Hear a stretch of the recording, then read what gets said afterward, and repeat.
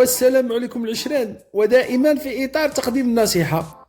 هذا راه ماشي طواليط اولا شي بلاصه كيلوحوا فيها الزبل، هذا راه مطعم. يا سي مطعم ديال الوجبات السريعه. شوف السراق الزيت تما كيلو الزبل فوالا.